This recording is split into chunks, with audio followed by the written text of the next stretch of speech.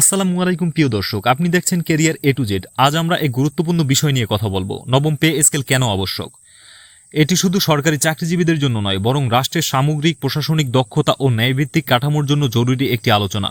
চলুন বিষয়টি বিস্তারিতভাবে বুঝে নেই। 2015 সালে অষ্টম জাতীয় বেতন স্কেল চালু হওয়ার পর থেকে প্রায় 10 বছর হয়ে গেছে। এই সময়ের মধ্যে দেশের জীবনযাত্রার ব্যয় কয়েক গুণ বেড়ে গেছে, কিন্তু বেতন কাঠামোতে কোনো বড় পরিবর্তন আসেনি। এখন কথা হচ্ছে, এই স্কেল কি সবার জন্য সমান সুবিধা দিয়েছে?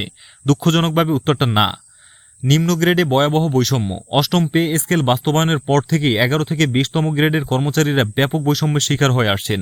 যেখানে প্রথম থেকে দশম গ্রেড পর্যন্ত কিছুটা সুষম বেতন কাঠামো বজায় রাখা হয়েছে, সেখানে নিচের গ্রেডগুলোতে বেতন ও সুযোগ সুবিধার ক্ষেত্রে বিপুল পার্থক্য তৈরি হয়েছে। উদাহরণ হিসেবে বলা যায়, একজন 11 থেকে 11তম গ্রেডের অফিস সহকারী বা 20তম গ্রেডের MLSS যে বেতন পান, তা নিয়ে আজকের বাজারে পরিবার চালানো প্রায় অসম্ভব।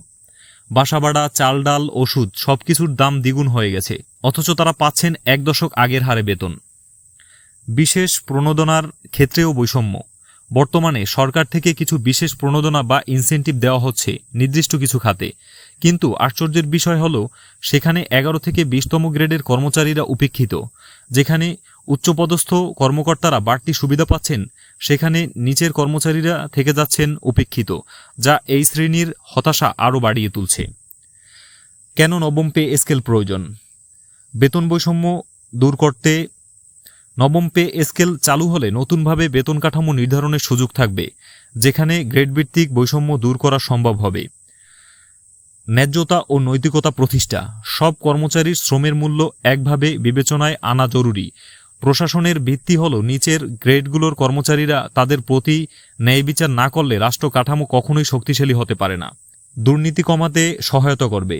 যখন বেতন প্রয়োজন অনুযায়ী বৃদ্ধি পায় না, তখন অনেকে বিকল্প পথ বেছে নিতে বাধ্য হন।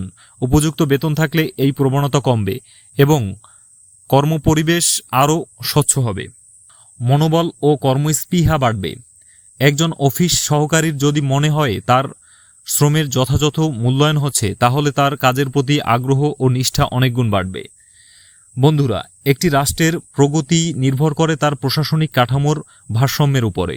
যেখানে নিচের সারির কর্মচারীরা অবহেলিত থাকবে, সেখানে টেকসই উন্নয়ন সম্ভব নয়।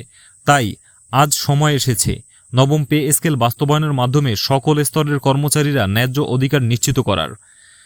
আপনার কি মনে করেন, নবম পে স্কেল কি এখন সময়ের দাবি নয়? কমেন্টে জানাতে ভুলবেন না। ভিডিওটি ভালো লাগলে লাইক দিন, শেয়ার এবং সাবস্ক্রাইব করুন আমাদের চ্যানেলটি। পরবর্তী ভিডিওতে আবার দেখা হবে।